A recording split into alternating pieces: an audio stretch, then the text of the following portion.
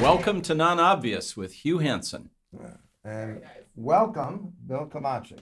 I have to say, it's a real pleasure for me to be doing this with you because how long have we known each other? I was trying to figure this out. I was thinking it goes at least back to the late to mid-90s. Yeah. So 20 years plus. And it's amazing how many things you do and how many things you do well. It's really fantastic. So don't screw up here, all right? I do my best because you've been my role model. You've increased expectations, and I'm sure you're going to meet them. So, a little bit about your history. Where were you born? Poughkeepsie, New York, about 100 miles from this spot. And how was that growing up in Poughkeepsie? Poughkeepsie was terrific. It was a thriving academic hub with Vassar and Marist. IBM was in its glory, and IBM had a huge presence in the Hudson Valley. So you saw one massive investment in employment, in social facilities. My dad didn't work for IBM, but many of my childhood friends did, and IBM had the best employees country club and sports facility in the region. So I got to go as a guest. And just the pleasure of the historical things that I enjoyed as a kid, Hyde Park, the Vanderbilt mansion, the Frederick Church, Olana mansion, and going to football games on the weekends at West Point. So it was a wonderful place to go. Sounds fantastic. So, growing up, what did you want to do when you were a kid?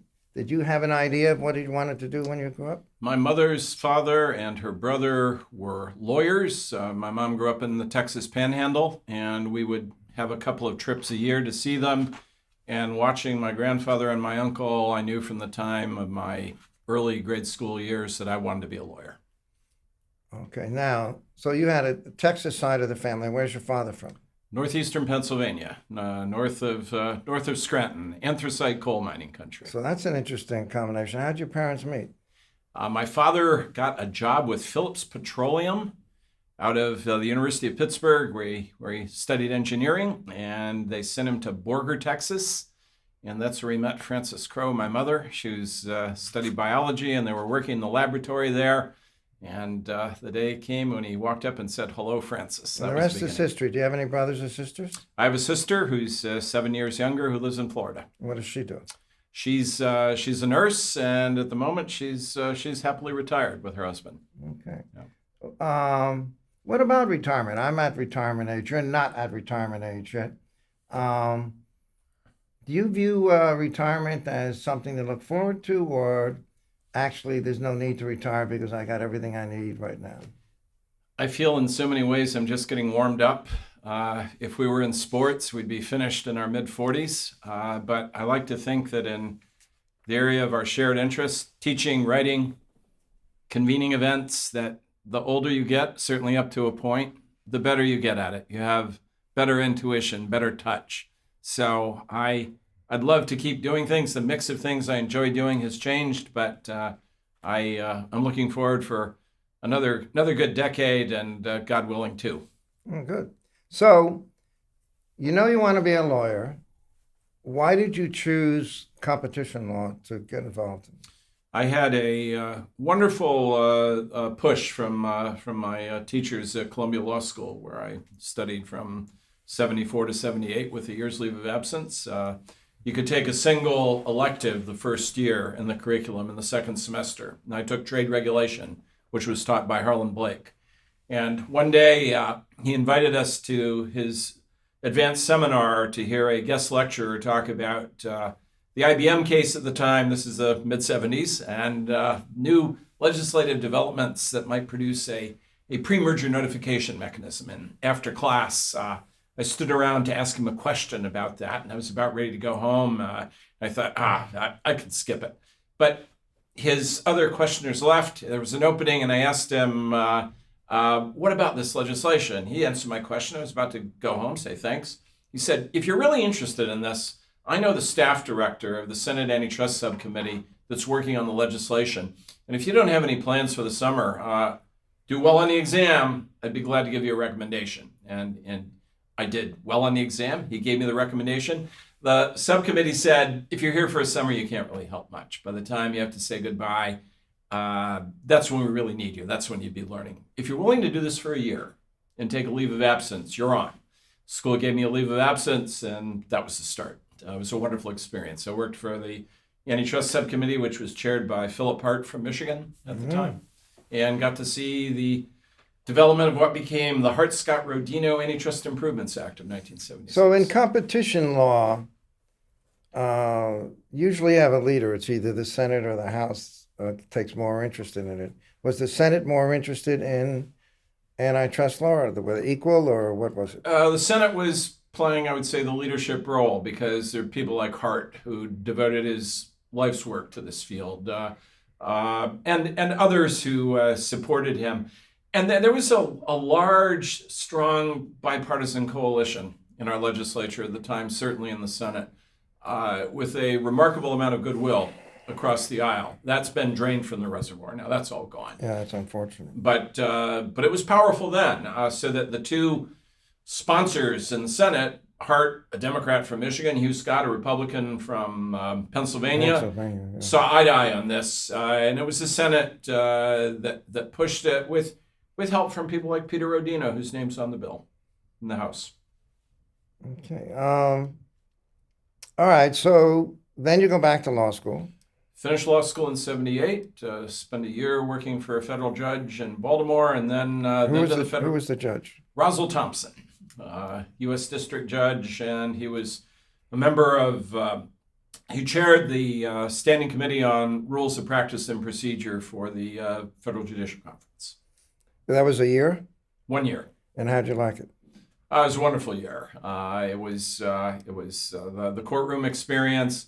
The judge had this role on the Rules Committee and involved us deeply in that. And he was also part of a special 3-judge panel designated to oversee the execution of the Railroad Reorganization Act of 1973. This was to salvage the remains of the Penn Central network and the passenger rail system, the mechanism that conveyed assets to Conrail. This was the proceeding to determine what the federal government would pay for the taking. And the 3 judges on the panel were Henry Friendly of the Second Circuit here in New York, John Miter Wisdom, who was on the D.C. Circuit, and Roswell Thompson. So we got to watch all 3 of them at work, and this was a magnificent tour through history. Certainly, the other 2 were exceptional judges as well. Extraordinary judges, and they generously spent a good deal of time in our presence talking about how they got there and what they did. And it was a spectacular bit of oral history, month after month, listening to them talk about. It's interesting. We share some beginnings. As I clerked in the Southern District and then the Second Circuit, but I spent first year summer, second year in the antitrust division working.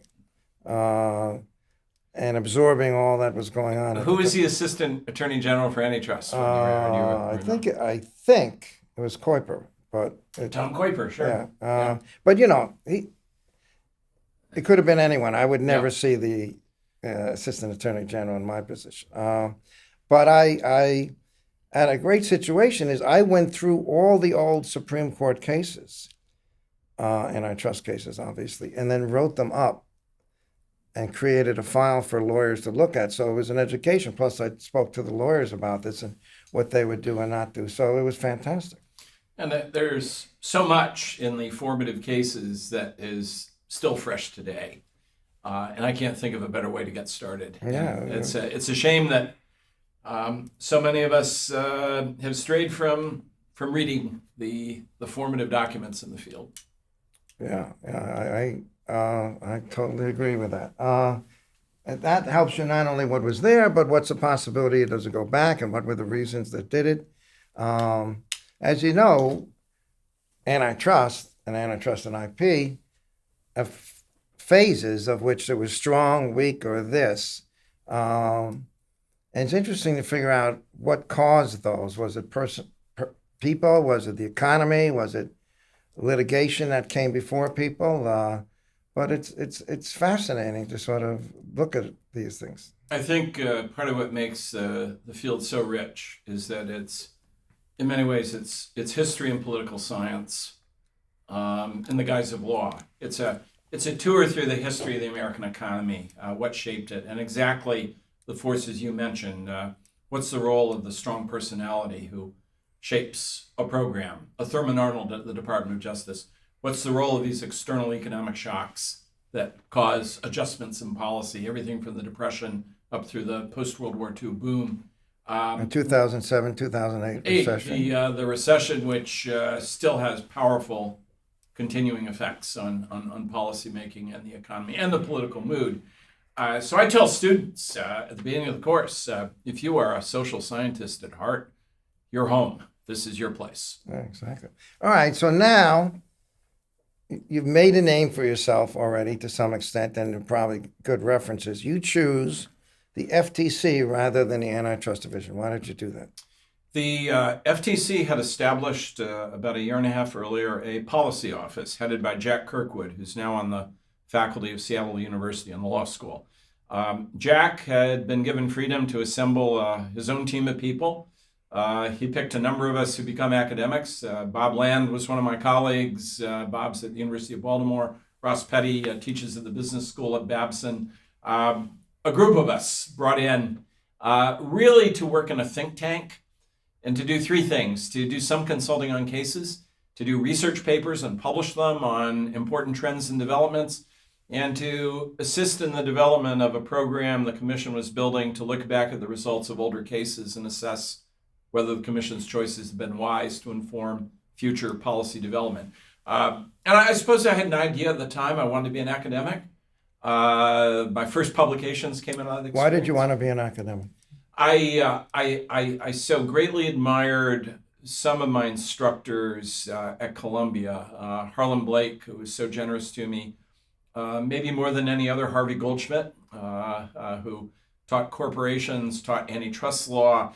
But I marveled at their skill at the podium in developing a class and drawing out ideas and encouraging a discussion. I can remember we're watching Harvey in the classroom and saying very clearly to myself once, I want to be like that someday. That's the job I want. Yeah, excellent. So you not only went originally, you went back. You were at separate times. How many different times were you employed at the FTC? I came and went 3 times, 4 years from 79 to 83, then 2001 through 2004, and then 2006 to 2011. So 3 incarnations altogether. All right, and what was the best of those 3? Being general counsel from 2001 to 2004 and working for Tim Muris at the time. That was the best experience of the whole lot. And what does the general counsel of the FTC do? There are some assigned responsibilities for what might be called the administrative law element of administrative agencies, Freedom of Information Act, Sunshine Act, a whole host of procedural requirements governing what the agency does. But beyond that, and giving advice on cases, opinions. Who do you give that advice to? To the whole board. The general counsel's office on each matter prepares a memo. You're sort of like the Solicitor General of the FTC. Exactly right. And the key question put to you is, will we win or will we lose? And what are the odds? So that's a standard element of the job. But beyond that, it's really the decision of the chair about how to engage you. And when I came in, Tim's view was, there are a couple of things I want you to do. I do not want to travel all the time outside of the United States. You will have a major role in being the voice of the agency in matters international. And the other that I want you to do is I want you to continue to do research and writing on topics related to FTC projects and publish papers, or to write materials and speeches that I can use and others can use to do this as well. So I want you in many ways to rely on the senior, superb civil servants who do the ad law work. I don't expect you to ever go into a courtroom as an advocate, and I never did. There are great people. Now, did you miss that? I didn't. I'd never done it in my life. I was about to say I'd never been in the courtroom, and have been in the courtroom. I've watched litigation. I know the theory of litigation. but I've never done it myself. And there were so many people at the agency who were superb at that. There have been general counsels at the FTC who were absolutely first-rate forensic advocates, and they did argue cases, appeals. I didn't, but I had great people who did that for me. So I was able in many ways to hand that off to them, let me know what's important, and keep doing that, give advice on proposed lawsuits, but to work extensively on this policy making and international function. And that's where the chair of the agency has a great deal of freedom, basically to define the portfolio. And Tim did it in a way that really fit exactly with my interests. Is the reality of the FTC is the chairman does everything and you have four other people who basically sit in their offices for a number of years, or is it a group activity? The chair's the chief operating officer, and that's the result of an arcane but important 1950 statute called the Reorganization Act of 1950, which gave the president the ability to appoint the chairman and makes the chairman the chief operating officer. So Tim was responsible for overseeing the bureaus and for things as important but unusual. After the 9/11 attacks in 2001, the General Services Administration said all older buildings like the FTC's would be refitted to take single-paned windows and make them double-proof and blast-proof. Tim had to oversee that process to make sure that was done within the constraints of the budget. So you're responsible for making sure that the parking lot works, but also to formulating a program. The role of the other members of the agency varies a lot according to their abilities and their tastes. The chairman never forgets that the magic number at the commission is 3. And if you don't have 3 votes, if you don't command a working majority, you're going to fail. And that means that a wise chairman, I think, spends lots of effort to engage them in the program. All right. So you always have 3 of one party and 2 of another party. Is that correct? That's right. There's at least no more than 3 from any one party. You could have the 2 can be for other parties. They can even declare themselves to be independent if they claim to be. No more than 3 from one party.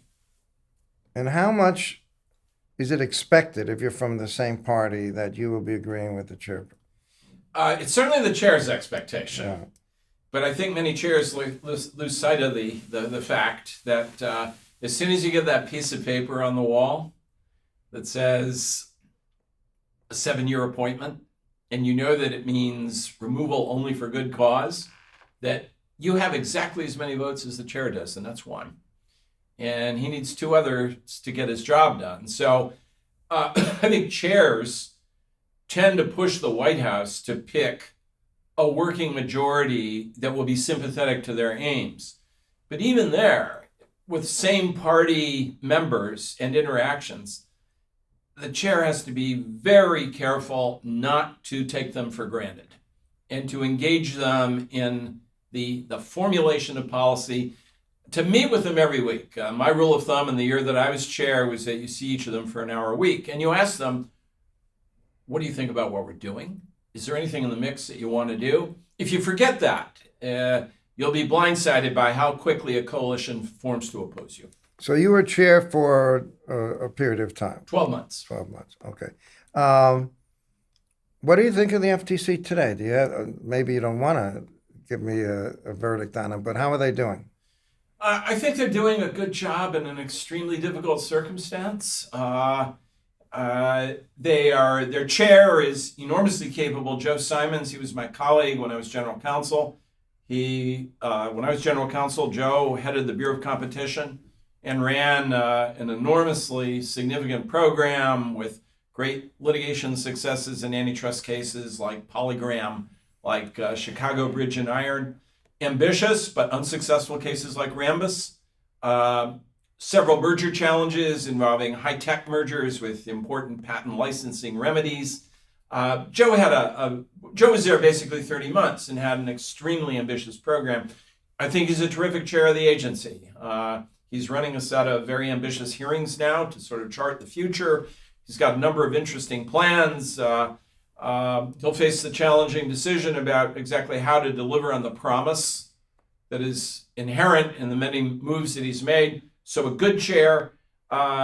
the other membership of the board, you've got people with strong backgrounds from a variety of different perspectives. So I'd say it's a talented group, but having a talented group of players does not determine that you will have a successful team. And they've had about a year working together now. I'd say the real test for them is what happens in the next 12 months. Okay. What do you think about this pay for delay litigation? Is the right thing? Maybe right, maybe wrong, or what do you feel about it? I think the commission was right to pursue these cases, to develop a program roughly 20 years ago to pursue them. I think it achieved important results in cases like activists, which at least established that a rule of reason would govern the evaluation of the behavior. There's a lot to be done to define what that test looks like, but from an antitrust perspective, and I know there's a great debate in our combined fields here over this, I think there are inherent dangers in a circumstance in which an incumbent goes to a potential entrant and says, I will pay you to delay entry. The reasonable question is, what is the basis for that agreement? Is there something good for consumers that comes from that? And that's an open issue in the litigation that's taking place now. But I think the commission was right to focus attention on it and bring cases to challenge. So even if you agree that sometimes this is problematical, it seems like the FTC is saying it's always problematical. There's never a good reason for it. They've really been backed off of that position, though, by the courts. The early litigation position was categorically forbidden. The retreat became a presumption, a strong presumption of illegality, and the Supreme Court in activists was confronted with the question: presumed illegal or simply subject to a rule of reason analysis where the agency has the burden of proof of showing that the behavior on balance is harmful. The Supreme Court did not accept the commission's argument that there was a presumption of illegality. It laid out a few benchmarks that suggested what the commission might do to shift the burden of production onto the defendant's shoulders to come forward with justifications. But the Supreme Court very carefully stayed away from adopting the FTC's position. So I think the commission realizes that without legislation that would change things, and maybe this Congress will come back on these and other pharmaceutical sector issues, the commission realizes that it did not get the conclusive or strong presumption that it was asking for, and it's got to build a more elaborate case as a result. All right, so the Third Circuit agreed with the other circuits have taken a different position. So in future cases, would the FTC say that we're always going to bring it in the Third Circuit if we can, or what is the strategy on that?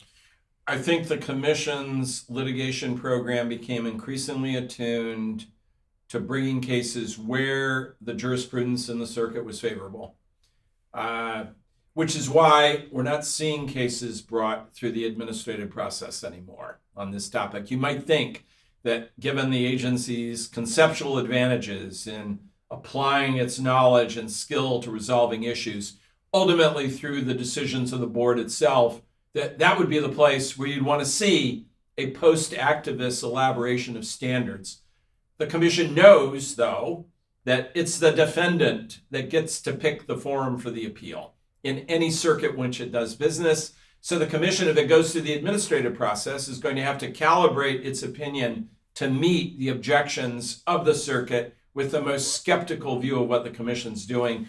That's why I think you're seeing the foreign shopping. All right. So if you were a potential defendant, and obviously they know the FTC is looking at them in a way that they might bring something, wouldn't it be a good idea to have a declaratory judgment in another circuit that is more hospitable?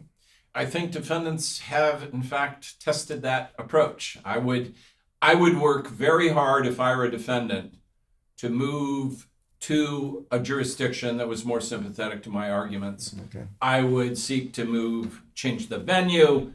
I would use all the procedural tools and arguments I had at my disposal to seek to push things to another forum, which some defendants have had success in doing, because courts have said, why are you here? Why are you way out here where the core of the activity seems to be across the country in another Yeah, place. that's always the problem with that Yeah. situation. All right. Department of Justice, FTC. We know the FTC was created because Congress thought, my God, it's not working. We got the Knight decision. We have other things. It doesn't look like the Sherman Act will do what we wanted it to do, so we create the FTC. If today we're starting from scratch, right this period, would you think we need both the antitrust division and the FTC a little bit, a lot, or it really has shown it's good to have both agencies? I'd have a single institution, and a major basis for that is watching what other jurisdictions have done. I serve on the board as an outside director of the United Kingdom's Competition and Markets Authority. The United Kingdom is one of at least 5 jurisdictions in the last decade that have taken a multi-agency framework and consolidated them essentially into one institution. I don't see a good basis for having multiplicity at the federal level the way they do now. I think two's a crowd. So if I wanted redundancy in my system, which is a good idea, we've got private rights of action, which are pretty powerful. We have state governments that are seen as having standing to enforce the federal statute as well as their own state laws. I don't see a good case to be made today for having 2 instead of 1. So how would you change it? Would take the FTC and get rid of the antitrust division, or the antitrust division, or what? I would keep the FTC if I could make some fundamental adjustments to the administrative constraints that affect the way it works. But even if I kept it, the criminal mandate is always going to be in the Department of Justice. So there's always going to be a handoff there. The criminal division, if it were the successor in interest, would always continue to do that work. So if you want an administrative agency that's got the research and analysis function, the ability to gather records through compulsory process without anticipating litigation, with an administrative decision-making process, including adjudication, if you want to keep that, you have to acknowledge that you will always have 2 in the game. That it will never be 1 if you want that second option. But I couldn't imagine keeping the FTC for the future if we kept the government and the Sunshine Act in place, which prohibits the agency in most instances from having discussions among a quorum of commissioners. Which is crazy. Which is crazy. No other country in the world does this. If we're concerned about good disclosure, let's have meaningful disclosure. Let's insist that agencies publish more forthcoming strategic plans, informative annual reports, assessments of past matters. But the Sunshine Act imposes severe limits on the ability of the agency to formulate a strategy and execute it effectively. So I put it this way: if we will not change the Sunshine Act in fundamental ways, I would not keep the administrative option. I would close it down. Okay. What about private actions? I mean, at one point, private actions seemed to play a much bigger role than they do today. Maybe I'm wrong on that, but it seems that way. I think there are a number of them are filed, but in terms of making a difference in the law, are private actions a big player now? They're still a big player. The number of private actions fell dramatically after the late 1970s, when the Supreme Court essentially made it much harder to bring vertical restraints cases, resale price maintenance, terminated relationships than it had before.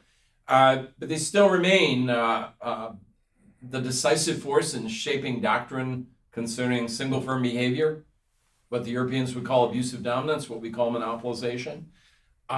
They're still the force that causes defendants in price fixing cases to stay awake at night, because they are the mechanism we rely on more than any other to provide recovery to victims.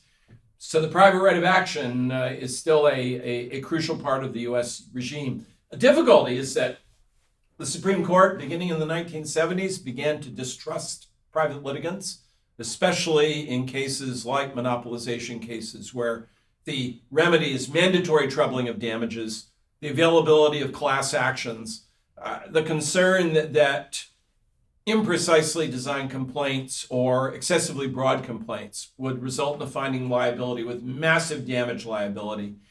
The court started to react to that by putting screens in the place of private litigants and changing substantive doctrine in a way that made it harder to recover. That's had the unfortunate effect of raising the bar that the public agencies face, even though they're not carrying the same baggage that the private litigant is. So the court's efforts to suppress the operation of the private rights system in some areas, in effect, suppresses the federal government's position as well, even where the federal government is just looking for equitable relief. So, now, my view is that the judges are much more scattered and individual, and I'm not sure they have a general view of private actions. My view is that probably they see, in where they're limiting, some failing person in the marketplace trying to gain leverage through litigation. Rightly or wrongly, they're seeing that, and they're trying to protect that. And there's a group, as you know, who think single players can actually do sometimes more for innovation and consumer benefit than multiple players. So I would question whether actually then the government comes in as the good guy, and they won't find ways to allow it to do it unless they're also suspicious of the government. I would say there is a broader doubt. It's most intense with the private litigant, where the Supreme Court has come in many instances, especially in monopolization cases, to express doubts about whether private rights are the appropriate mechanism for enforcement. It's most intense with the private litigant, but I would say there is a broader concern that the government has to face, in which courts have essentially wondered, before you intervene in a significant way, convince us that you've done a good diagnosis and your cure is going to make things better. That burden has unmistakably become more powerful over the past 40 years. And is that a good burden or a bad burden? It's a matter of the dosage. My own view is that the dosage is too strong. If you have a headache, 2 aspirin will take care of it. If you swallow the whole bottle, you're probably going to die. I'd say the dosage of concern where the federal government is a litigant seeking equitable relief has been excessive. Now, in terms of judges, do you see, in terms of just this issue, that there's any connection with conservative, progressive, middle of the road, or you think it's more all the judges sort of agreeing on this? I don't think that the change we've seen in the last 40 years that produced far more permissive standards dealing with single firm behavior, the monopolist, let's say the high-tech monopolist that's got a rich portfolio of intellectual property rights and is using them aggressively. I don't think we would have seen the retrenchment of the U.S. system had it not been for a fairly broad coalition of judges pursuing this. Leading figures such as Richard Posner, Robert Bork, Frank Easterbrook claim a lot of attention. But I'd argue that certainly in the courts of appeals and in the Supreme Court, a jurist like Stephen Breyer has been every bit as important in shrinking the zone of liability. If we use a baseball analogy, a prisoner that I am about sports, the courts over time have shrunk the strike zone that the government has to hit. The strike zone has narrowed. And the umpires who have pressed in that direction have not just been the conservatives. And Stephen Breyer, I would say, has had as much to do with setting standards where they are now as any other. And he's a Jimmy Carter appointee from 1980, Democrat, usually seen as middle left. But he's had a key role in doing it because he is in many ways an exponent of a view that 2 leading Harvard figures, Philip Arita and Donald Turner, who in my academic youth were the leading figures in our field. Philip Arita was probably the most famous lecturer through the 80s and 90s. It's interesting about Arita. It was Arita and Turner were the 2 when they had this treatise. And actually, most people, I think, thought Arita was better than Turner. Am I right on that? And I think you're right on that. And I think, Turner may have had some stronger,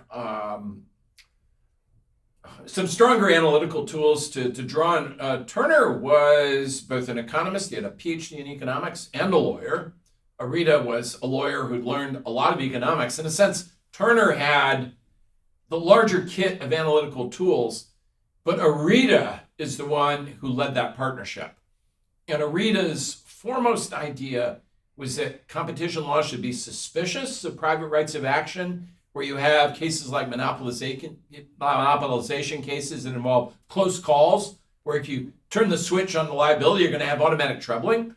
He also believed that rules had to be simple enough so that judges in the ordinary case, especially in charging juries, could give meaningful advice that business people could plan around. And his concern about what he called administrability, his concern about private rights of action, imbue the views of Stephen Breyer. And Breyer again and again points to them as the foundation for his own intellectual view of the world in the field. So it's a long way of saying that on your point, where does this come from? Is it conservatives? Is the far right driving this agenda? Partly, but they couldn't possibly have done it without a number of people we consider to be centrists or a bit center left. Yeah. Now, Turner was an assistant attorney general for a while, right? In the mid-1960s. The interesting thing about that is he almost did nothing that was innovative. I was expecting him to, change the world. McLaren, who's a Republican, did much more, merger law and other things. I'd mention one thing that Turner did that was innovative and still extraordinary. He drove the issuance of the first set of Department of Justice merger guidelines, 1968. And what was striking about them is that he deliberately retreated from the very aggressive frontiers that the courts had established for the department and the Federal Trade Commission in showing illegality. The Supreme Court, by the time he issued the guidelines, had said that a horizontal merger that created a post-acquisition market share of 4.49%. Talking about Vaughn's Grocery? This is Pabst, but Vaughn's was 7.6%. Yeah, 7%. Yeah. Turner said, that's a mistake. And similarly, harsh standards for vertical mergers.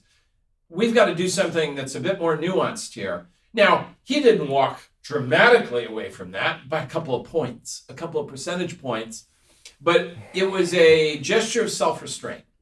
And it was an enforcement agency where a number of conservative critics have said, your only aim is to expand the territory that you police and increase your power. This was Turner saying, we have the power, but we shouldn't have it. Yeah. So I'd say the one innovative thing he did with a long life for us today was that self-limiting principle in the merger guidelines in 68. That's great. Well, I remember Vaughn's Grocery, and district court said merger was okay. Justice Black, who is the most populist along with Douglas on the court, no doubt, found it. But the two dissenters were Harlan and Stewart. So my favorite type of justices is on the court. I think both of them are very good. But I'm glad we moved beyond that. All right. So if the issues today, what do you think are the most important issues facing antitrust competition law, either globally, here, or whatever? One of the most important that literally covers the globe, and it's a matter of intense debate at home here, is the appropriate approach to dealing with single firm conduct. Are our monopolization standards set in the right place? And there's a remarkable new body of criticism that's developed from a group that calls themselves Neo-Brandeisians, often associated with Barry Lynn and his Open Markets group in Washington, D.C., Lena Khan being one of the major exponents, that have said the older cases that imposed much stricter standards on what dominant firms can do, classic cases like Alcoa, United Shoe Machinery, others, those cases got it right. And the last 40 years of criticism that tends to dismiss those as being overreaching were right on target because they had an appropriate concern about overreaching by dominant firms. And more fundamentally, they had the right idea about what antitrust law was all about. That this conception of antitrust law dealing only with effects on prices or output, and the adverse effect on consumers is a cramped view of what competition law should be.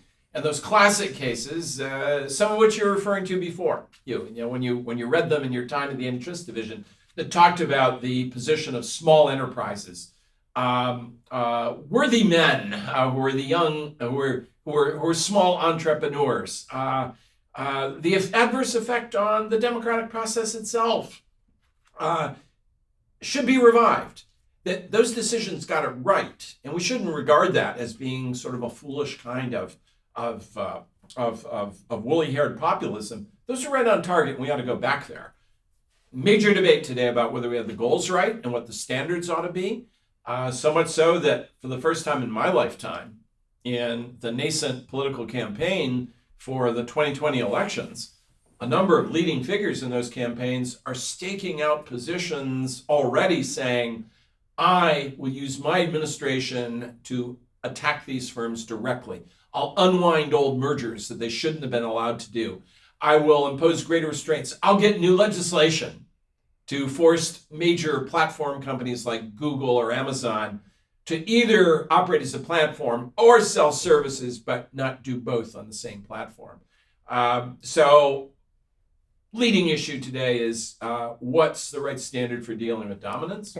It's interesting, Brandeis. I don't remember any Brandeis opinion which I agreed with. So I'm on the opposite end of the spectrum on that. And when he came on the court, he was controversial, and he convinced Holmes to go with him a couple times, and the rest of the justices thought the whole thing was kind of crazy. But I think now, especially with gig economy, I'm not even sure the future is going to, and then if you take AI and throw it in, I'm not sure that this is actually a debate that's almost become archaic, because I just read something where the gig economy is like 40% to 45, and everything's small, everything's this, there's nothing big.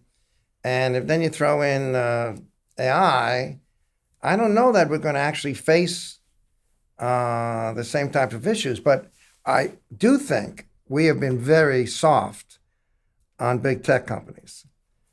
And to me, that's sort of its own little world, and something has to be done by that. But broader than that, I'm not so sure. Yeah, I think the argument that is involves a little bit of speculation, but is delivered with enormous emphasis by the adherents to a much bolder program of competition law in legislation and in litigation, is that the reason that those developments have a chance to be transformative is only through effective competition or oversight. And they extrapolate from earlier examples. They say that, what did the government's lawsuit against Microsoft do in the 90s? One of the main arguments was it gave breathing room to a nascent collection of firms that are now the focus of so much attention. They would argue that Google, Amazon, for example, could not have grown and expanded the way they did had it not been for the Microsoft case, even if the relief that the government itself got was not so good. So their argument would be that without this constant pressure of oversight and scrutiny, the kinds of transformative developments we are witnessing, and we'll not continue to see them in a powerful way. And that is a tenet of belief. And the new president in 2020, and maybe even the incumbent president, which is not in love with a lot of these companies, may see it the same way. Don't even say the incumbent president. It didn't say his name, but I have predicted from the beginning that he's not going to serve out his term. I still think it, even though he's now got this new supposedly being cleared and all, which I think it will show it isn't. But my guess is he won't even be in, and I'm the only one who thinks it now, I think, but he won't be president at the next time we have an election, but we'll see. Intriguing question is whether, with his obvious antipathy for some of the tech giants today, is that going to be an opening for the agencies, if they choose to do it, to do something that's relatively bold in that domain?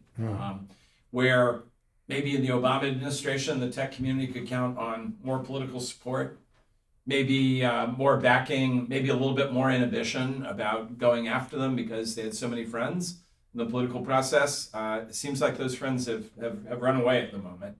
So oddly, maybe it's in this administration, maybe in the next couple of years, that you see the FTC and the DOJ take a real swing at them. And a real test of that is this pending Facebook privacy matter that the FTC has. Yeah. Now, one is I happen to think what this administration did with the antitrust division head and with the PTO head was very good. I thought those very good appointments. I'm not saying that the whole thing is bad, but I'm saying this president is bad. But yeah, I think there's interesting, and the interesting thing about Obama, he started out as not particularly tech.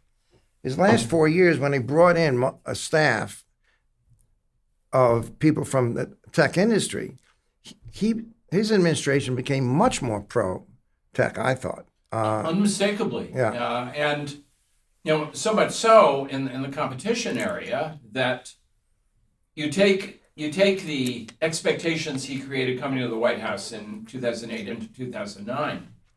He had a manifesto during the campaign that said, on merger policy, on monopolization policy, I'm going to be much tougher.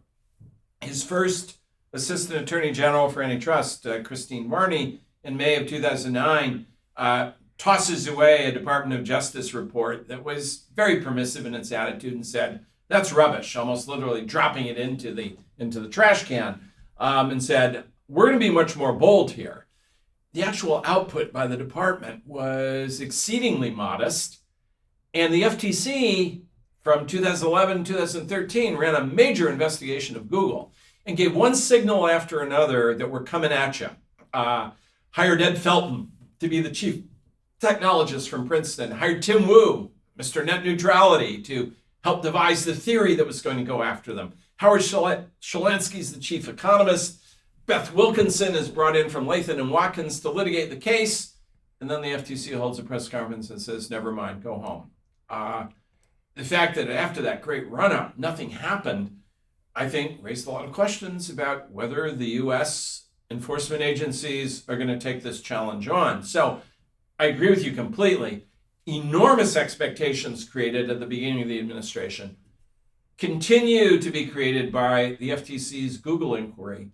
But when you look at what actually took place for antitrust regarding single firm conduct, for example, it's barely more than what their predecessors from the Bush I mean, administration. in the olden days, we were bolder than the EU in competition. By a long shot. Now, the EU is actually bolder than we are. Like, I guess it was Google. Yes. What they did with Google was compared to what we did with Google. Yeah. The European Commission is now the world headquarters for antitrust standards dealing with dominant firm behavior. And they have basically been setting those standards for roughly the last decade or so. The U.S. has disengaged. The FTC is running a couple of cases now. The Department of Justice has none. The FTC had its chance with Google and walked away. The European Commission's had 3 Google cases. And it seems to be queuing up another one involving Amazon, an investigation. Around the world, when different countries think, where's the leadership for antitrust standards involving single firm behavior? Nobody says the United States. Yeah. And 20 years ago, when I first started coming to the Fordham conferences on IP, when we met each other over 2 decades ago, you'd never say that. The U.S. was absolutely preeminent. Now it has no effective voice internationally on this issue. All right. You mentioned Amazon. Now, Amazon, I don't know. Amazon is like crazy stuff. They're selling everything. You get it the next day, everything else. The consumer is selfish. They're not really looking out after the world or anything but for them. So,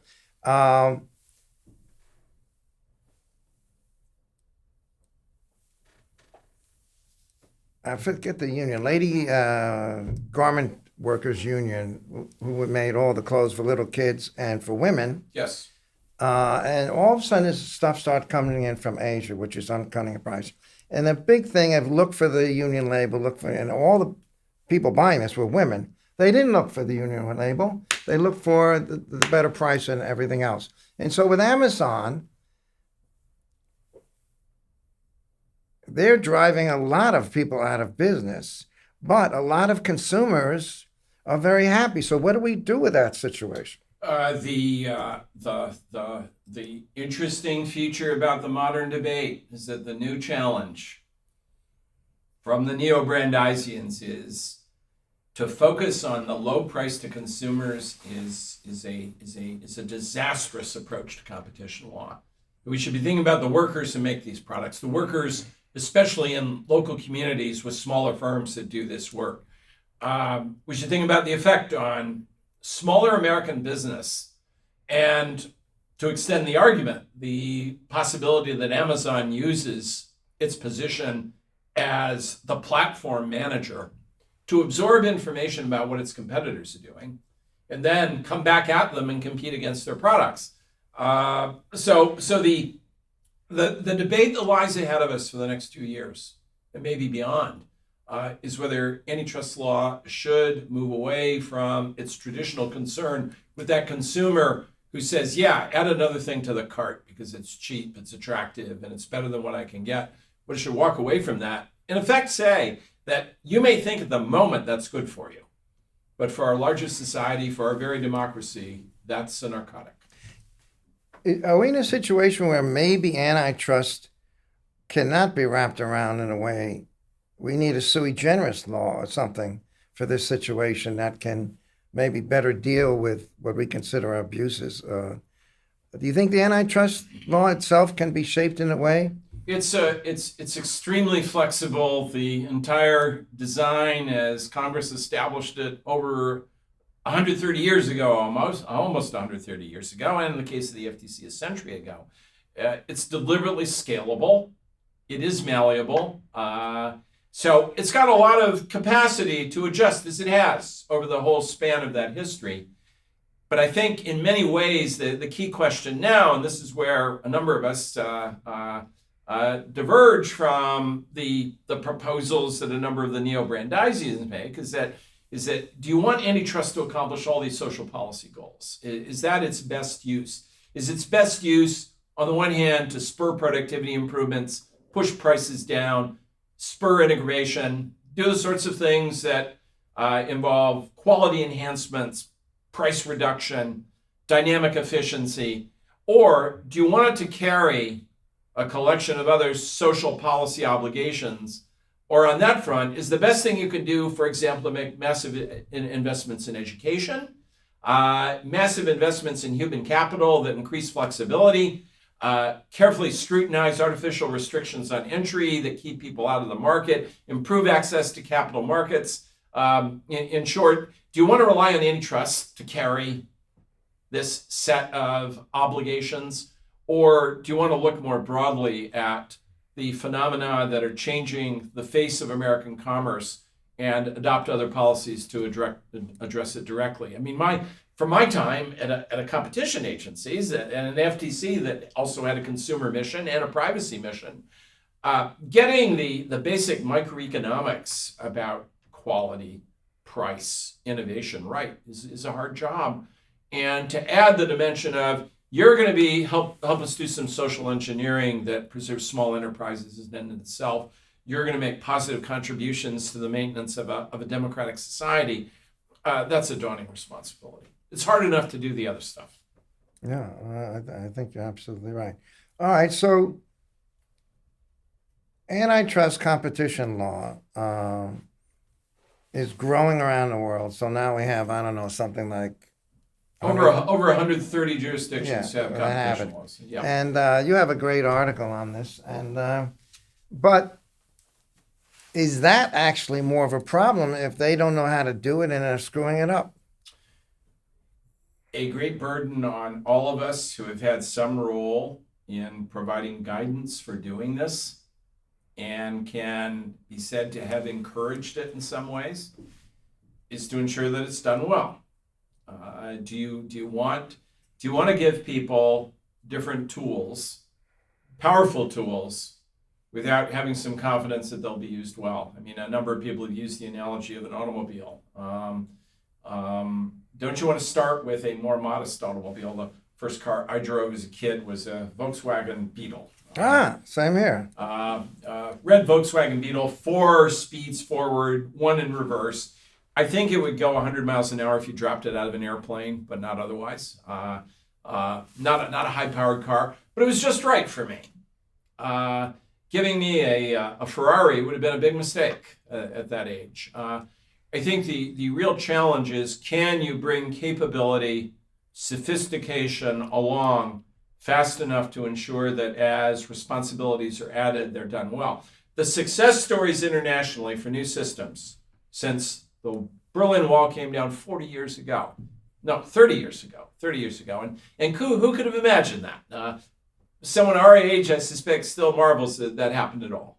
And the subsequent shocks that it brought about in the former Soviet Union, what was called the Warsaw Pact. The success stories since then have gone through a fairly impressive progression from weaker, lower-powered systems, accumulating capability, and gradually improving over time, so that as you get more capability and more capacity and experience, then you get upgrades. And you look at your system every 5 years or so, and you get upgrades. Those have been the good systems. There are a lot of systems that are absolutely stillborn, impressive laws, no capacity to enforce. And then there's another group that have a significant amount of power, but the challenge of building the capacity that ensures that it'll be used well, I don't think has been met very effectively. Yeah, one concern would be, and I think China does this to some extent, is you use the antitrust laws basically to protect your own against foreign competitors. Do you see that as a possible going wrong in the future with all these agencies? Or, I'm a little bit more sanguine on China. I think a lot of what they do, taking the entire scope of what they do, fits in a pretty good mainstream of what we see. Although there are features in the law that say, we want to use this law as a way of giving us better access to IP. And using caps on what's called excessive pricing, licensing fees, as a way of doing that. So there's some unabashedly protectionist features built into the Chinese law. I think in many ways, the Chinese enforcement officials are doing the best they can to use commonly accepted global standards. But a concern that arises is that there are so many painful examples in well-established Western economies where you either see behavior by antitrust institutions that's consistent with a protectionist element, or you see leading public officials saying we should do more of that. And the Chinese watch this and say, that's just right, that's what we want. We're just like you. I actually think the Chinese infrastructure is fantastic, both in copyright, probably in competition. Yeah. What I'm more concerned about is the overlay of whether it's the Communist Party or the military or something else. And I give you this one example of the EU case against Google. All right. A person in the Chinese competition thing, who I'm told is the head of it, spoke to a person that's very high up in the EU competition and said, well, what is the U.S. going to do to you? And this person, what do you mean, what's the U.S. going to do? Well, you went after one of its companies. What are they going to do to you? He said, no, we're totally independent and this and this and this and this and this. And this person said, well, over here, if you did that to one of our companies, I would be told to do it to 2 of your companies, 2, to give you a lesson that don't do it again. Now, that is the type of thing I'm afraid of. I think the infrastructure is actually quite good. And the laws may even be good, but I'm just worried about that sort of stuff happening in 130 or 30 things where they're really using it for bad reasons. Well, and I think a larger concern I have is that when you see leading public officials, including heads of state, in a number of different environments, including our own, saying, I want this law used this way to serve a specific interest I have. I don't like Jeff Bezos because he owns the Washington Yeah, Post, and I well- hate the Washington Post. That puts the public officials who run the agencies in a horrible position. Absolutely. And I'm afraid that we're seeing more and more in a number of countries that kind of talk. The way that the Commissioner for Competition and the European Commission, Commissioner Vestager, was hammered by the Germans and the French for blocking the Alstom-Siemens merger, being told essentially you'll never eat lunch in this town again if you do this. Your prospects of advancement in the commission are over. You're destroying the economy by doing this, placing enormous pressure on her. And perhaps from a competition policy person's point of view, her finest hour, she said, I'm going to do my job. I have a job to do, and I'm going to do it the way I think And best. good for her. And good for her. Good for her. But I think I think in a growing number of jurisdictions with older systems and newer systems, there are a striking number of instances where powerful elected leadership takes positions that encourages the use of the law in this kind of aggressive way. And that resonates so powerfully in newer jurisdictions that have instincts to do this anyway. Certainly, the current situation in our country is an abomination. And if that continues, actually, it's a tremendous threat to many things, including democracy. But I'm hoping that it won't continue. And so I would hope this is just a little period of time of which some bad things have happened, but it's not an indication of the future. I do worry, I especially worry about the quality of the international institutions and infrastructure that's been built over time to promote gradual convergence on superior techniques. That took so long to build, and in many ways it's being hammered right now, and we're swinging the hammer. That's very. And you keep doing it. You can do a lot of harm in 4 years. All right. So my final question. I see the clock on the wall. We try to do these things in an hour. 5 years from now, what do you see the picture? Or is it impossible? We're in sort of this murky period of we don't know which way it's going to go.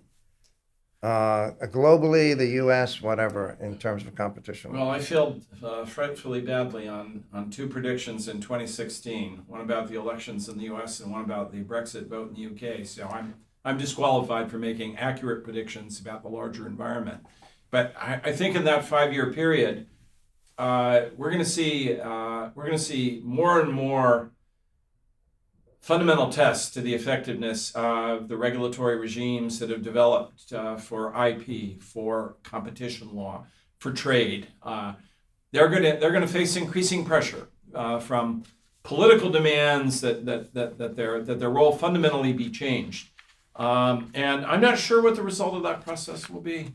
But I know I have a lot of confidence that that's going to be an intense debate, and agencies are going to have to work very hard to make the case that the core of their programs over time deliver good results for society, and to think more of themselves than simply being good technocrats, to being deeply a part of a larger political environment in which they have to work hard and cannot take for granted the importance of explaining the benefit of what they've tried to do for the last 40 years. Okay. All right. I actually have one more question. Apparently, you're an advisor on antitrust and consumer protection to Armenia, Benin, Egypt, El Salvador, Georgia, Guyana, Indonesia, Kazakhstan, Mongolia, Morocco, Nepal, Panama, Russia, Ukraine, Vietnam, and Zimbabwe. What on earth are you doing with all those countries? I'm sure you're giving a good advice, but how do you give advice to that many countries? All at different times, not all at the same time. But I'd say the main advice I try to give increasingly is to be aware of the necessary institutional foundations to doing any of this kind of work, and to build those as a top priority first. That if you do not build the institutions, the legal mechanism will fail and fail badly. It will be perverse. So my advice again and again is institutions first. All right. How did you end up? Did you get some of these as a group, or you actually interacted each individually? My first one was Mongolia, and I got a phone call out of the blue late in 1991 from a consulting firm that does a lot of work for the U.S. Agency for International Development. The caller said, "You don't know me, but I'm the next door neighbor of a former student of yours, and we were at a neighborhood event recently." And I asked her, "You wouldn't know any academic, would you, who specializes in antitrust, who might be interested in assisting Zimbabwe?" It was Zimbabwe. "Assisting Zimbabwe in developing a competition law." And she said, "In fact, I do. Here he is, and that's why I'm calling you." And the rest is history. You do one in this larger world, and suddenly you're an expert. You do two, and you're an exalted expert. So Zimbabwe led to Mongolia, led to Ukraine, on and on and on. The more you accumulate, the more you're thought to know. A completely unintended career path that was the result of a happenstance encounter between a former student and a consultant. But you're making a difference. The deep question that nags at me over time, is it a positive difference? That is the concern about the institutional arrangements sinking in. But I could say the same thing about the United States, and it goes back to our questions about whether you're too content with what we have. But I see enough instances in which it's gone well by my measure that it gives me hope that it can be done well. But I think there is we still have a terrible mismatch between the commitments that we're seeking to undertake and the capability to deliver. But I'd say that about the United States too. That's great. Well, thank you so much, Bill. Thank you, Hugh. Thanks for the chance to do this. This has been a great time, and I'm very appreciative. Well, and let me thank you too for so I told you many times, the role that you played in providing a forum for discussion and debate. I can't imagine. I can say with certainty one thing I tell people, that you will not build an effective program unless you have a strong academic infrastructure, an intellectual foundation that promotes the research, the debate, that teaches young people. And when I talk about IP, I talk about the program that is preeminent, and that's yours, and you built that. So thank you. Thank you very much.